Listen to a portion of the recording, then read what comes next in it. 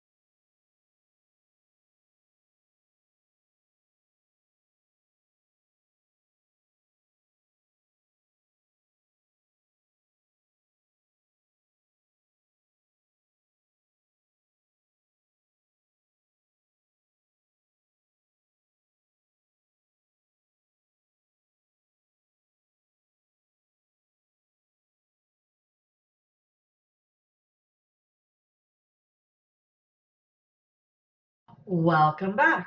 So I ended up getting a wee bit off topic. I kind of started rambling. So it is information that I'm gonna eventually have to, figure out for myself. So it wasn't like useless rambling, but I did get a little off topic, I feel, if I'm supposed to be focusing on the history of this place. So anyways, let's learn about Ishvara. So Ishvara is a very old town, around 500 years old. It was originally settled by a magical order of women whose focus was elemental magic. They built a temple to focus on their work. The temple is the oldest building in town. It is called a temple because it is representative of how they view magic. It deserves reverence and honor, and they feel that learning and studying and practicing this elemental magic requires a special place to do it. Now, back, about 500 years ago, one of their group was voted as high priestess, and ever since then, that role has always been given to, I guess, the woman that receives the most votes. And no outside person decides who the high priestess is. Now, if you have been nominated kind of as a candidate, a potential high priestess, you can no longer vote. I didn't clarify like how many nominees they have. That is something I will have to figure out. Now, they believe that the head priestess is truly chosen by magic, by the elements themselves. So it's a very kind of magical and reverent ceremony. Now, in the past 500 years, no one element is represented 2 years in a row. So essentially, whatever element a priestess has an affinity for, the next priestess will not have an affinity for that same element. So it's never happened. It's not necessarily like a set rule, but it hasn't happened yet. After this magical order kind of settled there, people started to send their daughters to the temple if they started to show a magical ability, but only when they were very young. Even if the daughter may not have wanted to. So that's something to keep in mind. It was either go to the temple or be married off. So typically the daughters preferred, if they had a magical ability, to choose going to the temple over being married off. Now, Ishvara started to grow and become the self-governing town it is in present time around 400 years ago. That is when the town council was founded, and the idea came about from the priestesses, because the head priestess at the time, about 450 years ago, felt that it wasn't right that they kind of were in sole control, and that the people that didn't have magical ability, who were the majority, didn't have a say in who was kind of governing them. And so that is when the town council was founded. And since then, the kind of compromise is that the head priestess is kind of like the deciding vote, and the town council is the governing body, which is all made up of non-magical people. Now, even though there is a large university in Carnsalo, that neighboring nation, and they have a very large, magical studying department, people still, even if they live in Carnsalo, will send their daughters to Ishvara because it is that respected. The temple is that respected for their knowledge, their history, their skill. So it's a very respected place. And that's one of the reasons that Ishvara is kind of such a large town. Now, men do not typically have an affinity or an ability to do magic. It does happen, and if that happens, typically those young boys are sent to the temple to be taught. It's not like there's this rule that says only women can come here. It's just typically only women show an affinity for it. I haven't kind of figured out why that is. That is something important I will have to figure out. But at the moment, I didn't get to that. The priestesses feel that, there shouldn't be a discrimination about who can study magic based on your sex. So that's one of the reasons why they accept young boys. And they're almost more excited because it's such a rare thing and it's very special. And so they're always excited when a boy is sent. And it happens so rarely, maybe one every 50 to 100 years. This has kind of become a tradition. And tradition is something that is actually part of Ishvara's identity. Like the people's identity is this feeling of tradition being very important. And then my time ran out, so that's it. So, like I said, I got a little bit off topic, but it's important information, to kind of figure out. So if that happens for you, it is, the bottom line, it is okay. This isn't meant to be, perfect. You have the whole history of your world written out in this 15 minutes. No, that's not what this is meant for. It's meant to kind of get words on the paper.